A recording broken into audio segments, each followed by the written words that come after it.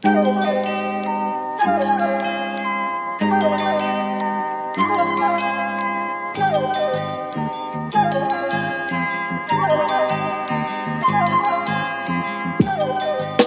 everyone, and welcome back to this vintage TF recording. It's the vintage one. We found this cassette in a bin around the back of the studio. Sam is that podcast. Yeah. Due to the fact that I don't know what's happened with Nate's computer, I assume is he's gotten out his old Steam-powered computer that doesn't work with Zencastr, which we usually use. We are having a conversation on Skype today, so shine up your penny farthing, put a coal in the coal drop, and toss a hay penny to the nearest orphan, because we are engaging in some antiquated technology. This is Steampunk TF on Skype. I'm actually calling in from a phone box in the rain. I'm wearing a big trench coat and a trilby hat. And I'm going, we're going to have a problem, see? I'm just putting some lyrics that really speak to me in my MSN Messenger status. And I'm ready to record a podcast. You're nudging all of us. It's funny you should mention that because I had a job years ago that they used AOL Instant Messenger as like a in-house thing for communication because it was like super surveillable or not encrypted or whatever. And I was able, I don't know how, but I remembered my password to my old AIM account from college and logged into it. And I did actually manage to get in and see my saved buddy list from like 2002 and everyone's just absolutely awful fucking names. And it was really like this amazing blast from the past. I had a guy whose name, my buddy Sam, his username was Pooh St. James. There were some serious goth ones. My girlfriend from high school's screen name was Ange de Tenebra. Like everything was fucking terrible. Just absolutely the worst shit. And it's like, you know what though? AIM had some benefits. And speaking of penny farthing ass technology, I the reason I'm not in the studio today was I was actually doing yet another driving lesson to get my stupid British driver's license. And what the fuck is up with these like Sluice Gate Road things where they're like, oh, we'll never need a car wider than this. And it's like 1970 when they're building it. Like, this is the stupidest country I've ever fucking lived in my life. A lot of like British roads are like this also because cars, I think, have gotten bigger as well. So, because, you know, you have those like types of roads where the roads are already like too narrow, but they're also filled with like massive fucking cars that take up 2 lanes. Yeah, it's great when there should be more of that. I passed my theory test all of 2 days ago. So this is now the driving podcast. We're going to talk about how cool it is to drive your car around. I saw your score, Alice. You did way better than me on the hazard perception. So maybe. Thank you. Actually, I don't think it's the joke I was going to make is my joke to make. So I just won't make it. But you can probably intuit what I was going to say. Yeah, there was going to be some slurs. There was going to be some ableism. Yeah, I got the like male socialization hazard perception score. So did I do my theory test like an AGP? So before we carry on with our pre-show nattering any further, I would love to introduce our guest. We all 5 of the TF membership. We've come together in a conclave. 5 families. TF at Vatican II. We're TF2. And we are to be joined by Josh Boerman from the Worst of All Possible Worlds podcast, and we are going to talk a little bit about the evangelical right in America, school choice, and how that relates to the bigger Christian Dominionist project. Josh, how's it going? Hell yes. Thank you for having me. I'm super excited to be on. I figure now that you are officially a car podcast and a motorist podcast, makes sense to have somebody on here who grew up in Michigan. So like, it's very serendipitous. It feels great. That's right. Exactly. Well, I mean, I think that the descent into car talk really started with Milo. And all the rest of you degenerates have followed him. Yeah, I don't know. You love talking about cars, rather. You just love talking about them in the abstract. Yeah, cars. Like thinking about a Ferrari. Milo likes talking about driving, and Riley likes talking about a weird car that he saw. Yeah, very different approach to these things. Yeah, I get furious about. You know, the M11 was closed today. Had to go around the M25 through Romford. It was a nightmare. Don't make me go through Romford. Okay, all right. Before we get into our sort of topics of I'd say quite, to be perfectly honest, relatively grim subject matter of the, you Romford. might say, yes, Romford. No, of the, you might say, currently winning battle of the Christian Dominionist movement to seize control of America.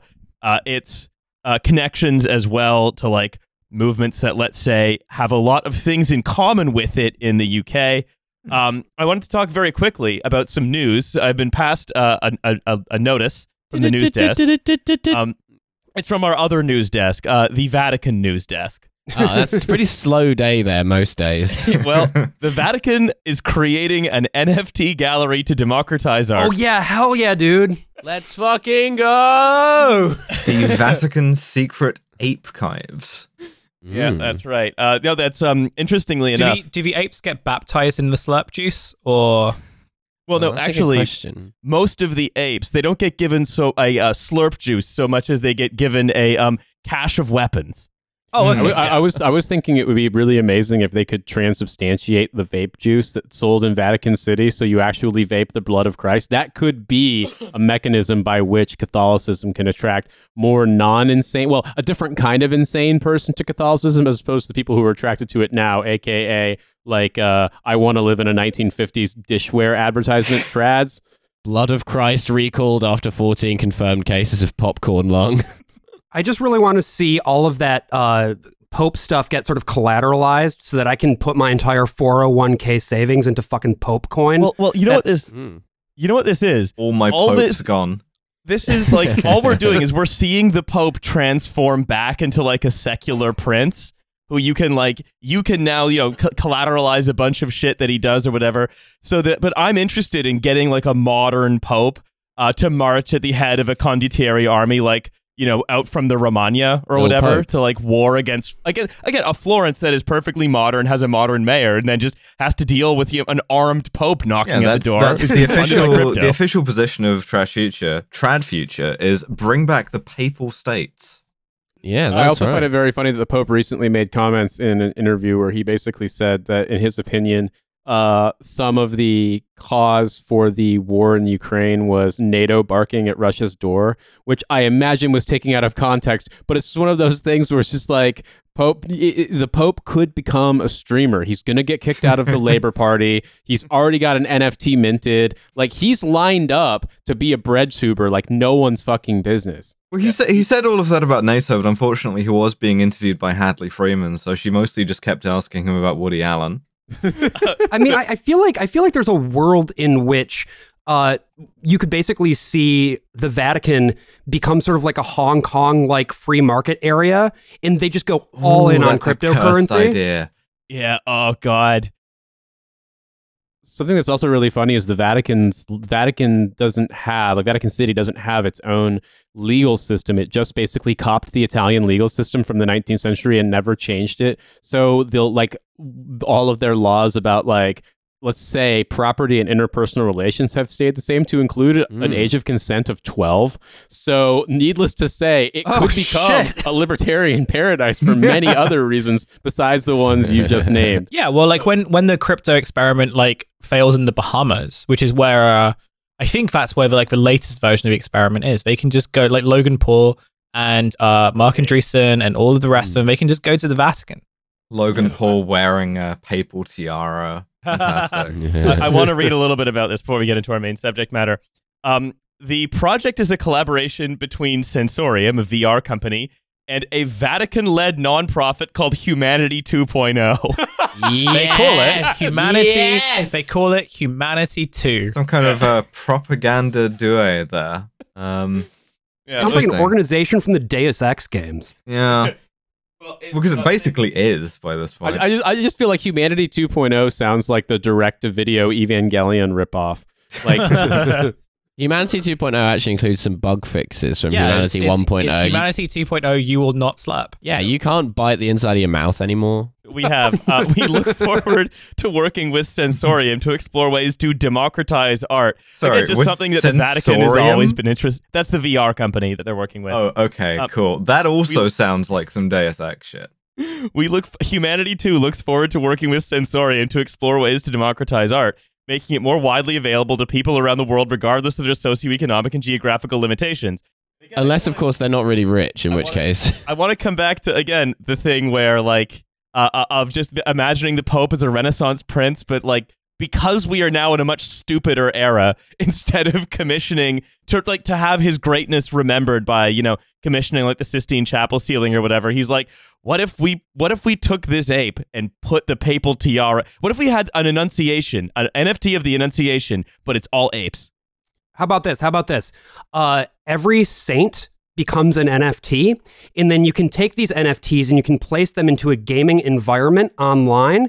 You can all interact with this video game, and then if you can't actually afford to purchase the NFTs, you can become a Pope Scholar. And as a Pope Scholar, you will be provided access to one of the saints on a temporary recurring basis, so long as you pay your rent. Also, if you're a Pope Scholar, you will get abstinence-based sex education. That's it. I'm just imagining extremely unchaste behavior when I'm gaming as Saint Sebastian in the fucking Second Life of Catholicism. The last thing before we move on, the Vatican's press representative claimed that NFTs won't be used to sell products or objects, and therefore it is unclear why they are using NFTs. No, we're only going to sell you absolvents for your sins.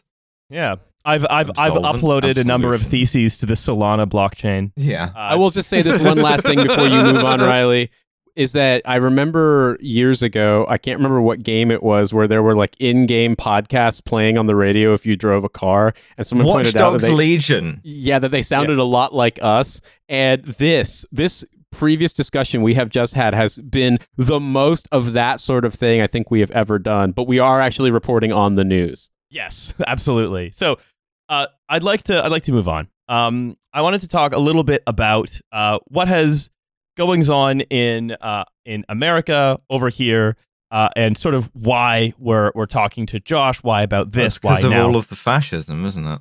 Yes, indeed. I hate having to talk about this, but not as much as I hate that there is it. Shall we go back to the Vatican stuff? Can we do like an hour more of like Pope NFTs? Yeah. No, so to be honest, my relationship with the fascism and the Pope NFTs is basically the same. It's just a greater degree. I hate talking about it. I hate that it exists. So look, essentially what has happened is what a lot of people said would happen as soon as, you know, basically through procedural tricks, bullying, and the Democratic Party's own fecklessness and love of losing. When the Supreme Court was stacked with a number of Catholic sociopaths and evangelical Christian Dominionist sociopaths, people, I think, from that's bipartisanship right there. People from across anyone who was paying attention would understand that this was going to bring the multi-decade project of the evangelical right, once it had lost the battle on segregation, to a close. They said they wouldn't. They said they wouldn't overturn Roe. They said it was settled law at all of their confirmation hearings. That's right. We had entire hearings about this. I, for one, was shocked. Just shocked. And so, essentially, right, we're not actually. I'd like to focus rather on thinking about this, because, quite frankly, there are a lot of better sources you could go to hear about the specifics of this than us.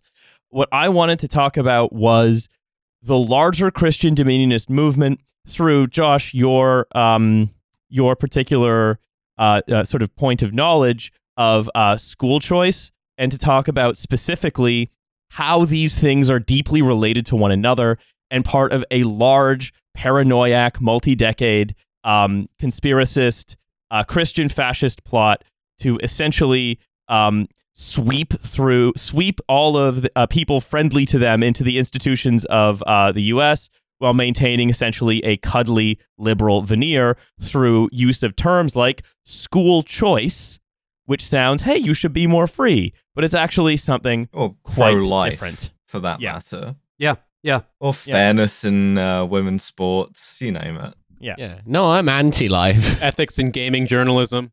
Yeah. I want the goth party.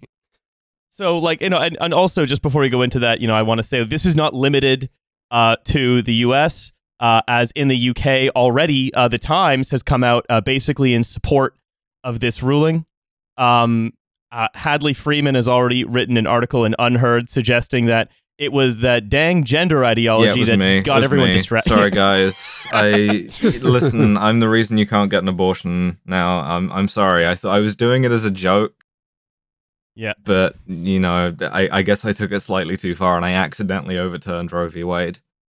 Yeah. So, but like that, all of these in the UK, right?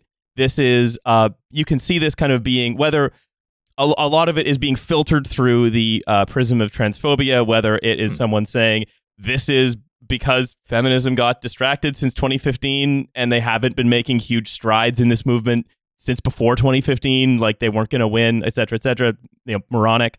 Or at the Times is sort of parroting the, again, the cuddly liberal version of this, which is, what are you talking about? We just want to give states the right to choose. It's more democratic. And also, finally, to remind you, that the same woman who wrote an angry open letter to Marks and Spencer's denouncing their gender-neutral changing rooms, a thing that is common at basically every clothing store, also co-sponsored or was an important supporter of a piece of legislation to reduce the amount of time that a woman would have access to an abortion in the UK.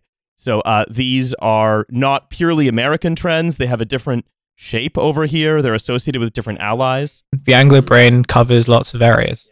But but let's refocus back to America, and first starting with thinking about this larger project, and then thinking about its other project that has gone sort of so well for it in terms of school choice. So before we go into that, Josh, could you talk a little bit about what Christian Dominionism is? Yeah, for sure. So first of all, I should just note that like what a big part of what we do on our show is talking about some of this kind of stuff, because one of my co-hosts and I, we both come from an evangelical perspective, and I actually grew up in this world as well. You know, I grew up in West Michigan, so I was sort of like immiserated in this world, and I didn't even really realize that it was what it was for quite a while, because when you're in something, you don't really realize that there's anything else out there until you see what something else looks like. So I saw a lot of aspects of the Christian Dominionist project as being just the normal background noise, right? It's like how British people relate to Mr. Blobby.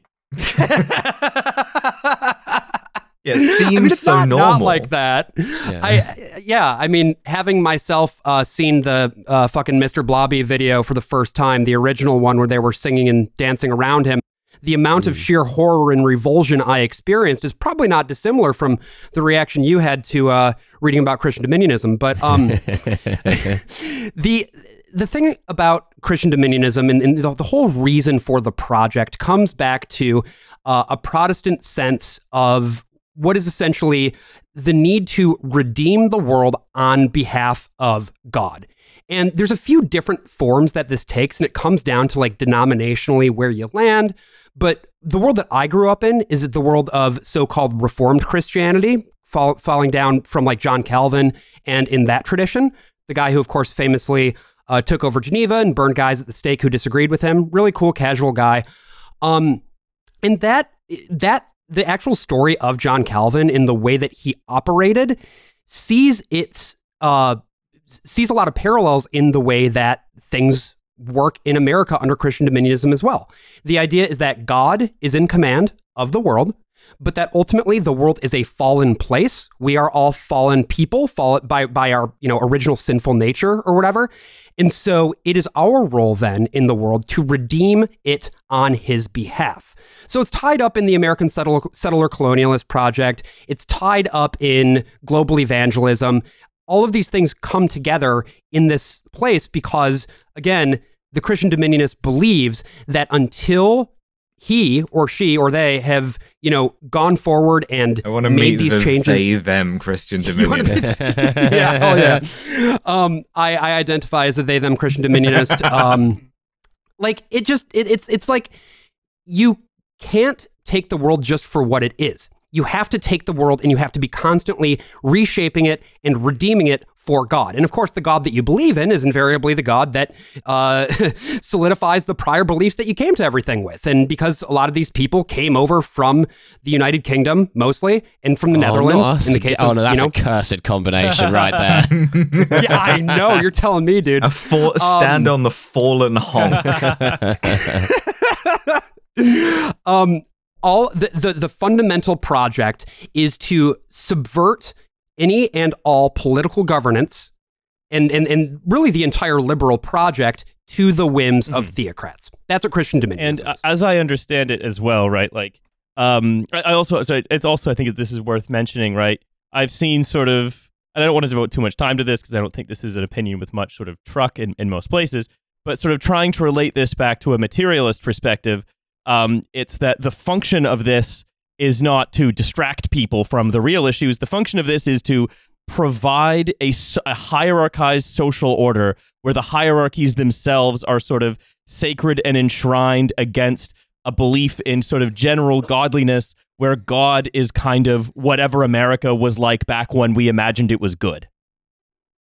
Yeah, exactly. Because there's this sort of idea, and Thomas Frank really popularized it with this, like, what's the matter with Kansas idea, which was like, well, these Republicans are just cravenly using the Bible and stuff like that to distract from economical issues. Whereas in reality, all of this is part of one unified project. You cannot have one without the other.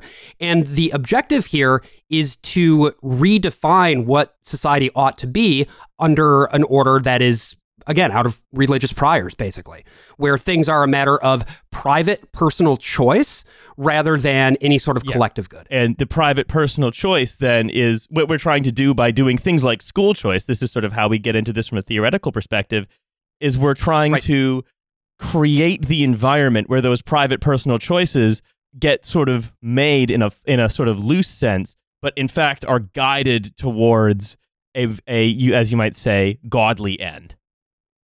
And where godliness is defined as anything that's not secular, and anything that is secular is defined as like, well, gays are secular. It's secular when women should have short hair. It's secular some women wear pants. It was secular when schools desegregated because God wanted us to be separate, right? It's this valorization in religious belief of whatever America was like in the 50s, or you imagined it was like in the 50s. Exactly. And it... I was just going to throw something in there too, because I know we're going to talk about Betsy DeVos and the DeVos family, and I feel like the fact that Betsy DeVos's brother is Eric Prince, the guy who founded Blackwater, who is a Christian Dominionist psycho, who basically fully believes that the role of not just the U.S. military or the United States government, but of all Christians, is to destroy Islam. That they are, and Betsy DeVos's whole thing is charter schools and school choice, and basically diverting money out of the federal budget into Christian Dominionist, sort of inspired education. Like, that's hand in glove. Like, it's not like Eric isn't like the fallen son of the family. Like, they're working for the same project.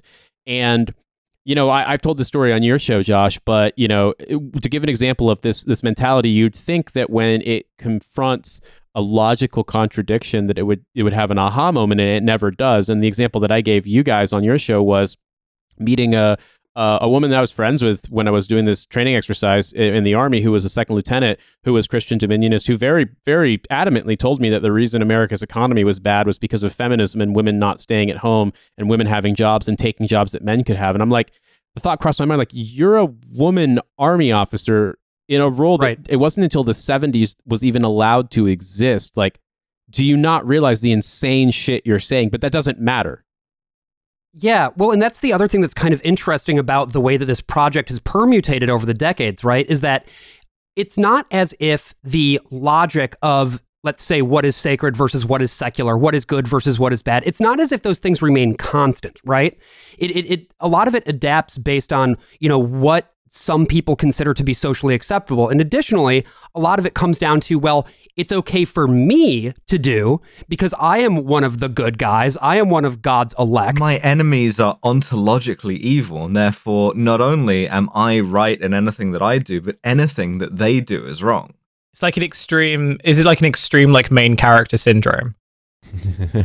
I would say so. It really is. And like, you can see this as well in the way that people like Betsy DeVos talk and the things that they actually say. Because, I mean, we'll go into some examples of this in a little bit, but like, she talks in a way that makes it very, very clear that she doesn't think that she will ever suffer any sort of reprisal for her actions whatsoever. She just goes out there and says whatever the fuck. I'm going to stand right over here, right next to my own petard, and I think you'll find. Yeah, I mean, I'm just imagining Betsy DeVos. It's like Betsy DeVos, as long as she acknowledges the Holy Spirit at the Eyes Wide Shut party at her mansion that looks like you built a fucking, like, a the best way I could describe it is it looks like you built the cheapest clapboard house you could, but never stopped building it in Fortnite. Good. Like, Yeah, are you talking about her fucking house on Lake Makatawa? Yes. That huge, ugly. yes. Yeah. So, Oh my God. Like there is no logical inconsistency there. So Riley. Yeah.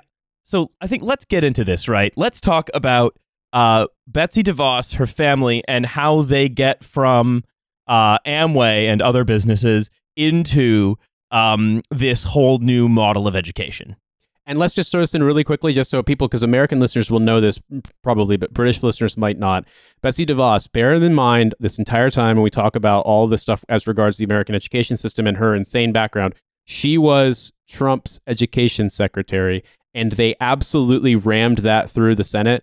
And it was interesting because that got probably more pushback than any of his nominees besides, and I'm not joking, his Secretary of Labor was the former CEO of Hardee's, the fast food chain, who then had to withdraw his nomination because it was proven that he had, I think he had been convicted or he had been accused of abusing his ex-wife.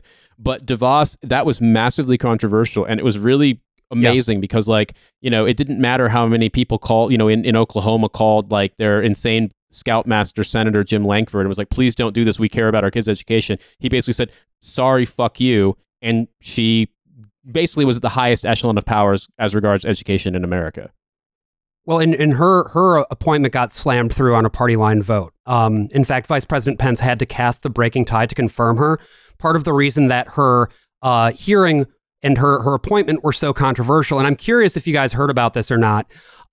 During her hearing, they asked her what her stance was on gun control in schools.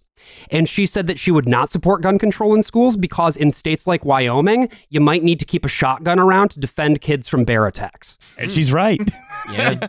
Did you? Betsy DeVos speaks for the people of Wyoming, all 12 of them. So I think let's, bearing all that in mind, let's go through this story. Who she is, how did she get here, and how do we get from Amway multi-level marketing money into school choice, quote unquote.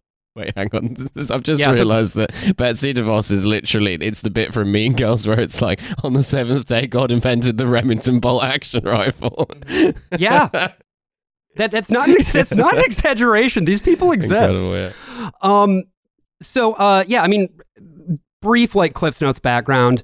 Betsy DeVos is from West Michigan, which is also where I grew up. Her mother is a woman named Elsa Prince. Elsa, and also then her dad, whose name escapes me at the moment. But anyway, point is, Edgar, that's his name. So her parents are Elsa and Edgar Prince. They are both major bankrollers of the conservative movement, both locally and nationally. They made their family fortune because Edgar invented that thing where, when you flip down, back to car chat, when you flip down that little thing on your... the sun visor? The visor. Yeah. The sun visor. And you know how the little light turns on when you do that? Yeah, he invented that little switch. Wow, he should have a shit ton of money for that forever. That is the light of the Lord coming at you. Be a sort of local warlord. Yeah, and because he invented that, then his awful children should get to decide what you learn in math. I think it was a kind of... There's a guy... Absolutely. I went to school with a guy who had a very similar origin story. His dad was sort of involved in the development of a kind of Teflon, which meant that he was just really rich. But he was the biggest prick. I've never met, and now nothing stuck to him though.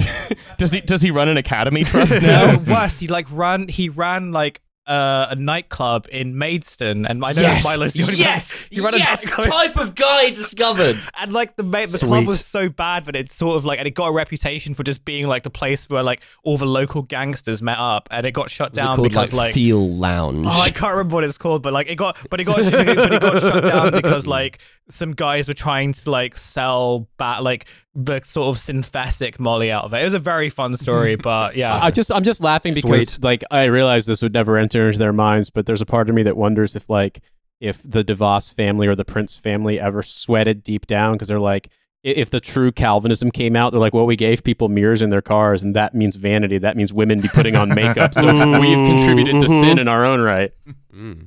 Well, and to that point, too, in terms of the stuff that the Prince family tends to fund, they've endowed a shitload of stuff at Calvin College, which is the school that Betsy graduated from. They are major backers to a lot of different conservative movements. So like Elsa Prince gave a large donation, I want to say like $1 million or so, to Proposition 8 in California, which banned gay marriage for a little while.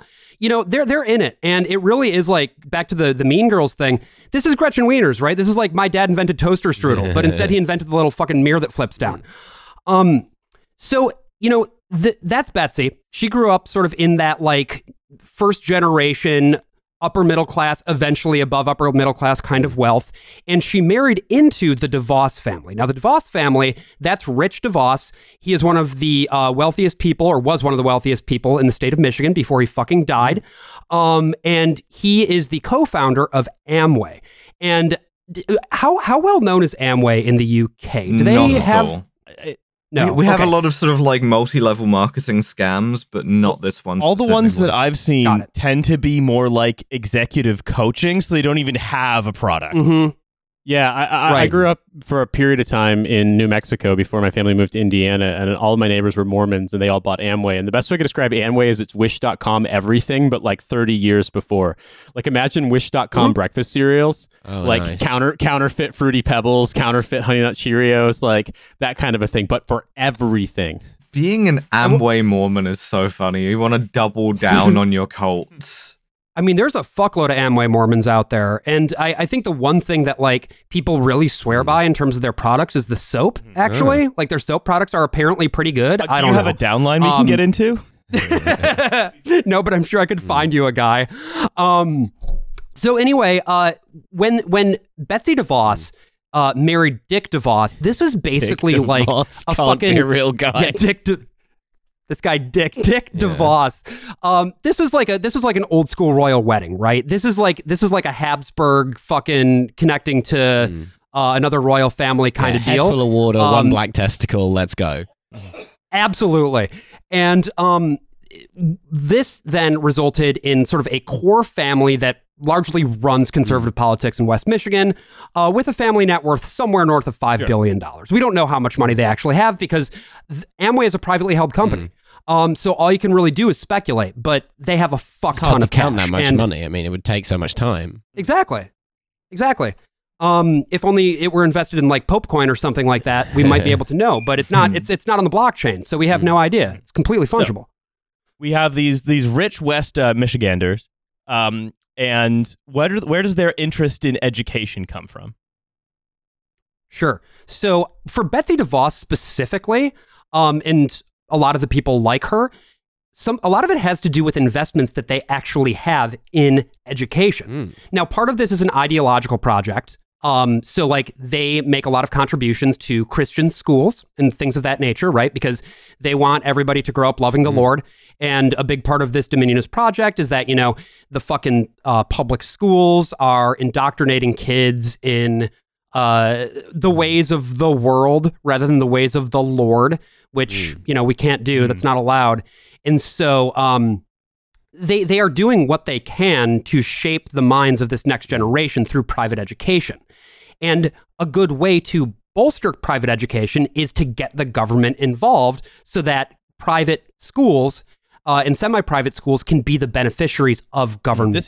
We have basically exactly the same thing in the UK, but instead of generally being Christian schools, they tend to be schools run by spiked columnists. Yeah. It's a similar model where it's a private school you don't pay to go to. Instead, the state pays for you to go to it. So you don't pay with money. Exactly. Yeah. I mean, I dug up because I was researching like what sort of equivalents are to this policy on the UK side of the pond, and I found like fucking Toby Young. Yes. Exactly. Yeah. Academy for the Divorced Youth. Yeah. I love that he got fired from like being ahead of his school because he got too horny for It's the only way you get boobs. horny in Britain, or the only way you get fired in Britain. You can get horny in many ways in Britain, some of which are illegal. Right. But there's only one way you get fired, and it's by being too horny. Yeah. This is a familiar model, I think, to most British people. But I think the important thing in America is that is the difference is it is it's not part of the Spiked magazine project, even though like the Spiked magazine project and the Christian Dominionist project are the same project. Well, so the Spiked magazine want you to leave school loving a different lord, the landlord. Yeah, but it genuinely is part of the same. It's all funded by the same people. It's just that it takes on different flavors in different places. And so I would say that something about the American side of things is just as like Toby Young being fired for being too horny for boobs as a school guy is such a British way to lose your job that it barely even registers to us as an event. In the same vein, I would say that a guy in America, or like someone like the DeVos family being invested in the private education or like the textbooks or whatever the fuck kind of thing that they're doing, like, and the whole thing comes along to like, we want to make them buy our shitty textbooks. Like, that's such an American way to go about business that like it barely even registers to us. So I think then I want to sort of just pause here, right, where we have like we've come to the core elements of the project, right, which is set up a school, get the state to pay for it, but because it's not a state school, you can do religious teaching. And I kind of want to go back to like thinking about the nature of the Christian Dominionist movement, right, where it was part of this initially sort of this form of American Christianity was very connected to manifest destiny. And I see kind of the Christian Dominionist movement, especially in its in the way that it exists now, is highly minoritarian. It's fighting what is essentially a very successful rearguard action because it's deeply, deeply unpopular. And they it's like the thing that you mentioned with the Supreme Court. Like they basically did tradcast to Kia when they were getting fucking confirmed in order to just be like, no, we'd never rule against Roe v. Wade, and then they did. Yeah, but like you said, it's insanely unpopular. It's very unpopular, and so I think what in doing this to try to achieve their broad goals, which include a society in which men are subservient to women, black people are subservient to white people. Men are not subservient to women. Sorry, I'll take that again. No, leave it in. It was perfect. I did too much feminism, and now we're fucking governed by motorcycle gangs swinging chains, and they're all lesbians. Yeah, Riley's such a feminist, he can't even say it. Sorry. I think maybe we should hear these guys out. You know. Don't threaten me with a good time. But they envision this world where all of these traditional hierarchies are enforced, and a big part of that is, say, taking away women's reproductive rights, right? And so, but in order to do that, you need to fight the fact that a lot of the culture being made by the Christian Dominionist movement kind of sucks. It's very difficult to get people to come over to you unless you have this hermetically sealed world in which they will have to live. And my understanding is like that school is a big part of that. Yeah, absolutely. I mean, so to your point about like how unpopular this stuff actually is with the voting public, in the state of Michigan in the year 2000, and by the way, Michigan as a state is really the prize that Betsy has been going for a very, very long time because it's, where she's from. And so she wants to bear her project out in that state. And so in the year 2000, there was a ballot amendment called the Michigan Vouchers and Teacher Testing Amendment. And basically what it would have done is it would have allowed people, just anybody who is sending their kid to any school anywhere, to get what's called a tuition voucher. The idea of a tuition voucher is that you have a certain amount of money that is blocked out to you by the state, and rather than that money going into your local, state school, or public school as we call them, but not public school in the way that I know you guys have public school, instead of doing that, you would then take that voucher value and you would apply it to tuition at any school that you wanted. And that could very easily be a private religious school. Now, this was a ballot proposal, again, in the year 2000 that would have amended the state constitution. It went up for votes from the Michigan voting populace, and it fucking went down in flames. It went down by a 70-30 margin. So like 70% of voters said absolutely not, because these are not policies that anybody actually wants. There is a strong, dedicated minority that is very passionate about it, but the broader voting populace, even in America, which is a fucked up country, does not want this. Well, that's what I mean, is that this appears to be the sort of the maneuver of a culture that of a subculture that knows it can't really grow, but has basically just fossilized its hands onto the levers of power and is essentially now barricading itself in the control room. We also got to realize, too, that in America's history and the way the Constitution was written, it was envisaged that only white men who owned property could vote. And so basically it's like their problem with democracy and with voting is not necessarily that this is unpopular, it's that the wrong people are voting. That fallen people are voting. And so they envision a world in which that is no longer a problem. And they're becoming a little more open about that. But like it had to be dressed up in this language of this being a sort of popular choice that was, we don't want big government. We want school choice. When actually what they in truth want would only be able to come about if the people who would object to it, who would suffer it the most and would object to it, are denied any input whatsoever. And let's of course not forget the racism angle here, which is about 100% of it, depending on how you look at it. Like the point at which private religious schools really exploded in the US was about the time when public schools started to get desegregated, especially in the South. And then that's another thing that I wanted to point out specifically with regard to the way things have always been in West Michigan. Just to back to the point about manifest destiny, settler colonialism, that whole project. The people who originally settled, who came over from Europe and settled in West Michigan, were Dutch immigrants who were concerned that the Reformed Church of the Netherlands had become too secular. They tried to ban boot polish. And so the entire project there, additionally, was the same thing. It was all about what can we do to hold on to this power as long as we possibly can. And that was, again, reified traditionally along male-dominated lines, including, for a very long time, men were the only one who were allowed to vote in the church. And the church basically ran West Michigan for an extended period of time. And so, I mean, it's with this, I think it's important, see this as something that reaches sort of far back into history. It's and if you look on the long term, it's an ideology of losing. It's consistently lost all of its big battles, such as, say, desegregation, and ostensibly certain elements of ostensible secularism. Well, as you say, with desegregation, it's been a very successful rearguard action. It's been a fighting retreat, whether that's been through busing, whether that's been through exactly how you draw where a school district is, and then how the funding for those gets allocated. And now, of course, we get school vouchers, which is just we can rob a school district in order to give that money directly to, whatever psycho is running a school now. And Alice, I wanted to note to that point as well that just to use my personal experience as an example here, I actually did go to the high school that was Betsy DeVos's family school of choice. I went to high school with her son and her niece. Her niece is nice. Her son is a piece of shit, but that's neither here nor there. The whole thing about that is, and I wrote an article about this actually that I'll send along so that you can link in the show notes if you want. There is a public school, a state school, literally around the corner from the Christian school where just over half of students graduate from that high school at all. And that is, as you might expect, overwhelmingly a population of students who are, high level of free school lunch, poverty. It's predominantly black, whereas the school that I went to was predominantly white, predominantly upper middle class. There were some non-white students who were in on assistance, tuition assistance.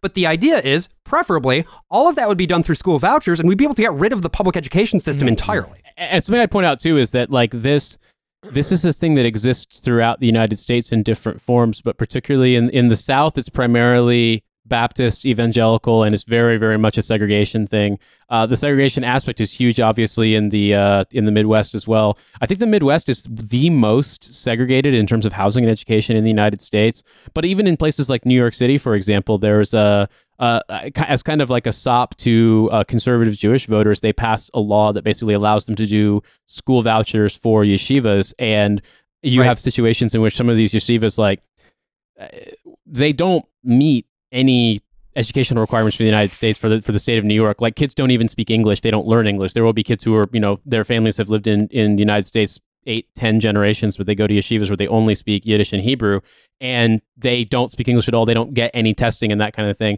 But because it's kind of a settled thing at this point, it's not really politically touchable. And so, like, the point I would make is that this is absolutely a thing that, despite the United States' is sort of notional, like, hey, we have a separation of church and state. The idea that you can basically dump public education funding into private religious schools is a trend that you're seeing throughout different religious communities. And the thing that I would say overwhelmingly is that they're always right wing. That to me, I feel like there's no way you can get around it. Like whether it's like I said, ultra orthodox Jewish schools, whether it's evangelical Baptist schools, whether it's like sort of non-denominational Christian schools in the Midwest, it's always right wing. I'm envisioning someone trying to start up a sort of like left-wing indoctrinating private school in the United States, and I think the Department of Education would repel through your fucking windows. Yeah, they'd send fucking Eric Prince in to bust down your door. When you talked about, we talked about Sky. Oh, go ahead, Hussein. Sorry. What I was going to say is it's called Euphoria High School, right?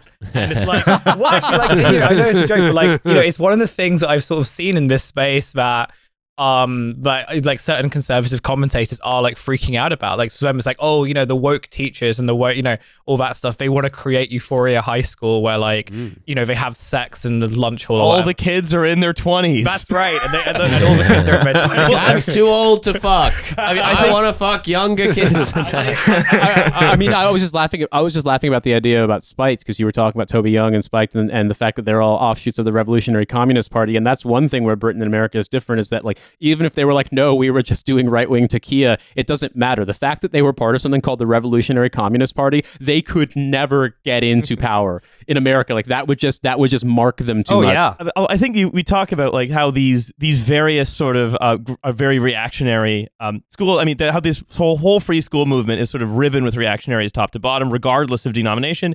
I think that's also largely because I see much of the sort of the modern right-wing movement as a combination of, especially in the US, as engaging in sort of two things at the same time, as fortifying themselves against interaction with communities outside of that, whether that's like through school choice, heavily segregated neighborhoods or gated communities like the Villages or whatever, and then basically setting up artillery to completely devastate the landscape outside of their communities.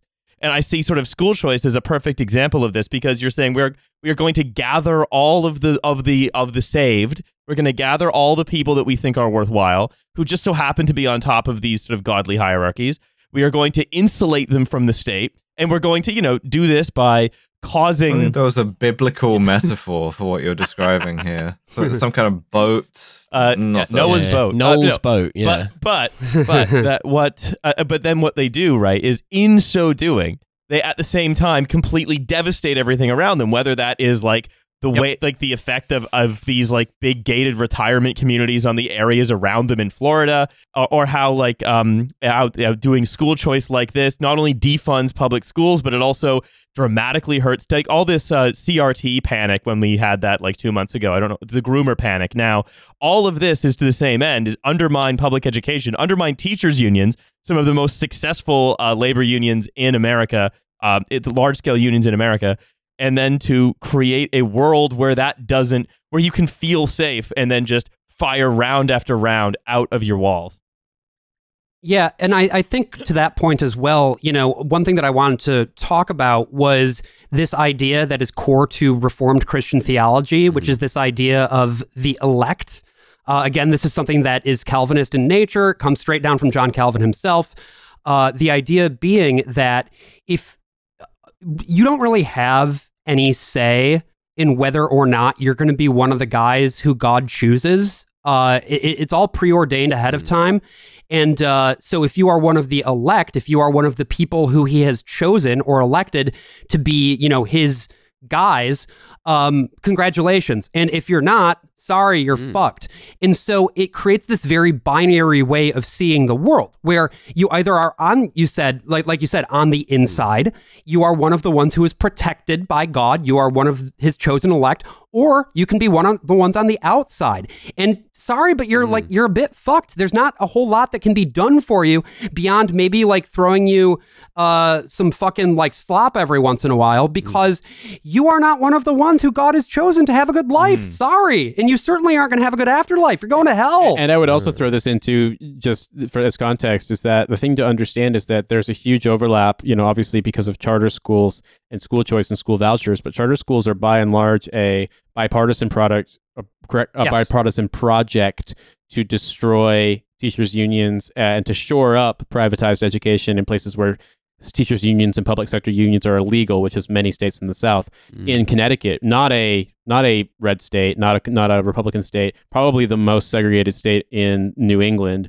Or rather, the most segregated school state in New England, a state with basically they let them draw infinite numbers of school districts, and wouldn't you know it, most of them are either all white or all black. In Connecticut, there's no limit on the tax deductions that you can get for donations to charter schools. So like hedge funds dump hundreds and hundreds of thousands, millions, sometimes tens of millions of dollars into these, even in individual donations, because they get endless tax write-offs for them. Because even in blue states, even in fully Democrat, like Bath Party fucking percentages on the votes they get every year, they are trying to undermine teachers' unions. I mean, yeah, and that is in effect really no different from a tuition voucher. It's just a tuition voucher through different mechanics.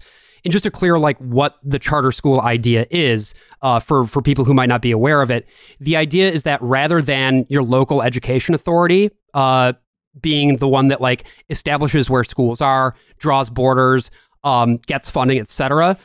Instead, the school receives an operating agreement from a charter, such as a university or something like that. The school is chartered for that operator. Many of these operators are for-profit entities, and as a result, they are basically able to skim public dollars off the top, provide education to students. Some of them are good, some of them are bad. They're generally they generally are subject to much lower or maybe even no actual academic standards relative to their public competition.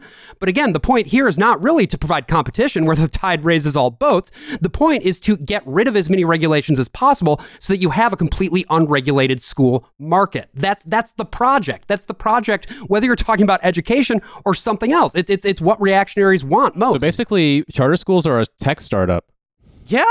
Something that I'd also throw in too, because Josh, you live in New York and I used to live in New York. One of the things that can be really eye-opening when you encounter charter schools in America is, for example, in where I used to live in New York City, in Crown Heights, there were lots of charter schools running, and they would often be running in the same building as public schools. And basically, on one floor, you'd have the kids they had picked to be in the charter school, and the bottom floor, the other floor, was just sort of like the you're going to prison school. And the level of deprivation, like there was this huge disparity between the two.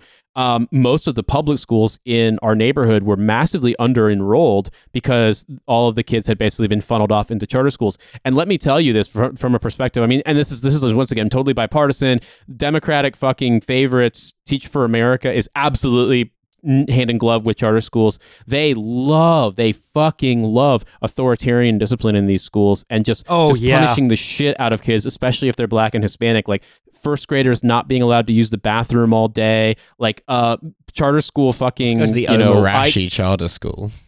Charter school icon Michelle Rhee famously, like when she was trying to teach in public schools, like got in trouble for taping her second grader's mouth shut to the point when she took the tape off, it ripped the skin off their lips. Like these people hate. She was trying to make people. him into a right-wing comedian. Fuck. They hate black people. They hate black children. They absolutely believe in absolute authoritarianism and discipline. And that ethos is throughout the entirety of the charter school movement. Like whether or not it's the hammer comes down that hard is whether or not people have any empathy whatsoever for the kids. But like that worldview of like these kids are going to go to prison anyway, so it doesn't matter how much we fuck it up, to like we're trying to destroy teachers' unions and make good Christian soldiers. Like they're all more or less compatible. Yeah, and that's the thing that's really horrifying. Well, it's great because you can have these material conditions that do kind of create an elect, and then you can feel very good about yourself because you don't have to think about any of the sort of people that you're disadvantaging to make yourself elected. It's all by faith alone. I've worked out like a slight kind of difference between the American and the British like free school system. So in terms of like both their weird obsessions and their kind of like fixation with kids, but in different ways. So in America, so the similarities that in both Britain and America, they don't give a shit about the kids at all, and they have like active disdain for them. But in America, table stakes, right? But in America, the kids are sort of like essential to like the bigger evangelical project, right? So like it's not necessarily that you want to kind of create like a certain type of educational system that's functional and like helps these kids in whatever way, even if it's like a way that, you know, ideologically like most of us would disagree with. It's like they're sort of like one of the means to an end. Like whereas there is like a project where the education is useful for. Yes. Whereas in Britain, they don't really believe, like the free school guys, they don't really believe in that. They just kind of want to create a system to just like actively, I guess, be paid to be disdainful towards the kids. You know what it is? I feel like in the British system, they're just trying to make a point and win an argument. Right, yeah. Whereas that they seem to actually care about the... I mean, it's a bad outcome, but the outcome seems important to the American one. Well, because I remember when the whole like free schools thing, where like the debate was kind of happening or whatever you want to call it. I don't really think it was a debate, but like when Toby Young was sort of like kind of championed by David Cameron's government for like being someone who was like an innovative free thinker who was just trying to like do the best for children and so on. And like the other teacher, what's her name, Catherine Burblesing, was also like within that cohort too. And for them, it was very, and again, it was like very much like the free school system was designed as a way of expressing disdain towards teachers' unions, in terms of like public schools and just like the kind of real undermining of public schools from a government that was like actively kind of cutting funding from them on the basis that they weren't efficient. So I think you're right. Like, yeah, the whole free school system and the whole debate around that in the UK was to like prove a point and to sort of like own people that like you had like these not even like minor grievances, but just grievances on the basis that like they had some sort of status that you didn't have. There wasn't any kind of like evangelical project around that. I would also say Catherine Burblesing would fit in perfectly in America, even if she's so weirdly British that like there's an element weirdly British. maybe she can be like Piers Morgan. Maybe she can cross the pond and become a smash hit. It's just British people hate kids. They hate children. And in America, you have to sort of pretend we that love you're kids. doing this for the children's own good. Where in Britain, it's like, no, we want to hurt you because we hate children life too. until they like them a bit too much. You know, that's kind of the... Yeah. So I think like just to sort of bring it all back around, right? Just to think about sort of to connect this up and to not forget, right, as different as these movements are in Britain and the US for school choice, and we've talked about sort of the various academies and stuff in the UK before, is that these movements are funded by literally the same small group of people. It is the identical people, and they all have the same goals, and their goals are not about educational reform. No, and they're all peripherally into some weird dark shit, like being at one remove from Blackwater. But ultimately it is, I think, about understanding it is a concerted effort at basically all levels to capture a bunch of liberal institutions that are defended by people who are too gormless to understand that they're under attack. It also doesn't help that the Democrats hate teachers' unions just as much as Republicans do. Yes. Josh, I wanted to see if there was some stuff you wanted to cover before we moved on, because we're getting close towards the end here, like about the sort of larger implications of this sort of thing, and like as the political landscape shifts towards total apocalypse in America, like what you see as the sort of next steps. Yeah, I mean, there's a few things, right? One thing is that part of the reason that I wanted to come specifically on this show to talk about it is that more often than not, the United States serves as a laboratory for policies that end up crossing the pond. Oh, good. Because our populace, I mean, I don't know what it is about Americans that makes us more, I don't know if it's like reflexive subservience or fear of upsetting power structures or what, but like, it's exactly right that the liberal and conservative project in the United States, they may not be aligned on the idea of, tuition vouchers for religious schooling, but when it comes to charter schools, it's a pretty bipartisan project. A lot of the like Obama people are connected to this through organizations like Teach for America and that sort of thing. And so it's this idea, the fundamental idea that school choice and school competition is a positive thing where the tide will raise all boats is pretty much considered common knowledge at this point, even though I would argue that it is not the case. What the project has managed to successfully do is drive a wedge between the perception of something as a common good versus a private commodity. And I think that's what this whole project is fundamentally about.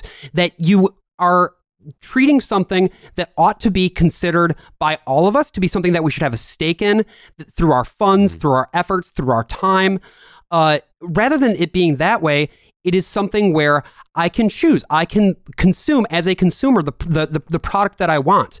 I want to quote here real quick from the Acton Institute. The Acton Institute is basically the think tank of the DeVos family. And it says, and I quote, education, they call it the last utility to be deregulated. It worked so well with all the others. In this policy I know, right? Like the fucking national rail. When you deregulate it, it gets better. We know this. A prescription for education reform is a competitive system of choice that would offer a variety of school options from which families can choose. Schools currently run under the new government monopoly have little accountability to the public since they are assured funding regardless of performance. And the thing that's so ironic about that is that the charter schools that the DeVos family and others back are in fact assured funding regardless of performance. It's what they want, but they just want it for them. They don't want it for everybody else. The story again and again and again, right? And we can see this even with what we talked about stuff like Greensill or stuff like the sort of all the various PPE procurement issues, right? It's that the overarching sort of business goal at this point of any sort of anyone looking to create any organization like this is just to hook yourself up to the big money printer. And that's it. Awesome. Yeah. Yeah, and I would say also that this is a week to reflect on the sort of political ratchet effect of the Democrats versus the Republicans, and I think that just as regards abortion rights in America, schools, charter schools, teachers unions, I mean, there are not a ton of things where if you did a Venn diagram, there'd be a complete overlap for Mike Bloomberg and Barack Obama and the Clintons and Betsy DeVos, but it's hating teachers unions for sure. And maybe a couple of flight manifests. They no one them. can be completely sure. Yes, very true. All right, so I think that's going to be about time for us today here on the School Choice Extravaganza here at TF Presents Vatican II. I, for one, feel much better. Yeah, I feel great. I feel amazing. Josh, I want to thank you so much for coming on and talking to us today. Thank you. I also want to thank you for preparing the notes on the second section. It has really taken it has improved my day no end. Good. Yeah. And finally, to ask, where can people find you and your charming co-hosts in the various wherever fine podcasts are found? Sweet. So I co-host a show called The Worst of All Possible Worlds. If you've been interested in the kind of analysis that we've been doing here today, you'll find a lot more like it on our show. Basically, what we do is case studies in the pop culture of a dying empire. We take a look at a piece of media, we unpack it, we interrogate it for the narratives within, we see whether those narrative trends either reinforce or subvert broader reactionary trends in the political landscape. If you go, we have a Patreon. It's patreon.com/worstofall, or you can go to our website, which is worstpossible.world. We've got some cool premium content behind the paywall. We actually reviewed this absolutely fucking batshit propaganda documentary called Whose Children Are They? And it's about Boris Johnson. And that was actually a movie that was made fairly recently to agitate against teachers unions and things of that nature, including some guest hits in there from members of nonprofit organizations that Betsy DeVos has a financial stake in. How about that? Check us out. I would also say I've been on Worst of All Possible Worlds, I think 3 times now, 2 times, 3 times. I can't remember. You've been on our show 2 times and we've gone on your show 1 time. Correct. Yeah. But we've talked about this deranged evangelical radio play. Focus on the Family that's been airing since the late 80s. And it is some of the most insane shit I've ever heard. So if you want to hear me completely ridden with COVID, reacting to one of the most deranged pieces of media I have ever encountered, which 2 of the 3 co-hosts grew up listening to unironically, I strongly would recommend listening to that. If you want to learn about when confronted with the idea of you finally have the chance to present what prejudice looks like, and instead of making a case for how Christians are the most persecuted of all, they didn't want to acknowledge racism ever, so they invented a fake town that's racist towards people from cities. Like, genuinely some of the best shit I've ever encountered in my life. And a fake slur as well to refer to those people. Yes, exactly. What is the slur? Sitters. Sitters. Sitters. Yes word. Yeah, you can't say that. Whoa. We're gonna have to beat like that. cut Yeah. all of One this. long beat. And- We've been canceled. We're posting apology letters. Yeah. All of our profile pictures on Twitter are just black now. People of City, please. All right. Well, Milo, do you have plugs? Oh, I was. Have ye plugs? Well, I am doing a show in Brighton on the 17th of May. Oh, wait. So you can check that We're out. doing a show. All That's of us right. together. We're gonna be at Bristol Transformed on the Oh, yeah, shit. Yeah, On we are the- going to we were going to be transforming Bristol. Mm. which I believe this is the 13th or the 14th. Are we Friday or The Saturday? 13th. We're Friday. Oh, the good day, Friday the 13th. Yeah. We are. Yeah. We're Friday the 13th. Everything's going We're to all go going to great. be in ski masks. Yeah. I'm going to be dressing up as Morbius. Wait, ski masks? You mean hockey masks? Hockey masks, sorry. Yeah, we're going to ski masks. What are we going to rob Yeah, we're the doing place? Northern We're Ireland also Friday wearing the ski 13th. masks. Yeah. Who here wants to get transformed? Get your knees out. Milo, do I'll your drop a date. paving slab on your we're head. We're gonna put a ticket link to Bristol Transformed in the episode description. Milo, I'm very into Freddy Krueger why IRA. hey, you know what? Why don't you do your plugs as IRA Freddy Krueger? If you want to come and see me in Brighton, I was going to say Bristol, but that's a different date. It's the 17th of May. And also, I think on the 1st or the 2nd of June, I'll be in Tallinn in Estonia if they let me across the border. On the 1st or 2nd of June, I will be on holiday. Do not attempt to contact me. In Tallinn. Yeah, that's right. I'll be on quote-unquote holiday in Tallinn. There's a man I have to meet over there. That's right. Tallinn's a beautiful place. It was a place where the where the opera scene was filmed in Tenet. Oh, yeah, there you So go. go see that. Go. Hussein's plugging Tenet. Yeah, I'm moving forward in time through Estonia, and Riley's moving backwards in time. No, I'm not going to Tallinn. I'm going to Spain. Do not attempt to contact me. It's backwards. Okay. All right. Josh, thank you very much again for coming on. All of you, thank you for listening. Don't forget we have a Patreon, $5 a month, second episode every week. You know the deal. And if you subscribe to our Patreon, you can get a listenership voucher, which you can use to go and listen to Worst of All Possible Worlds. That's right. If you That's wish. right. It's transferable. Yeah, that's right. So Someone is going to come up with the idea of like creating a voucher where like you can kind of listen to any podcast you want. Cut his mic.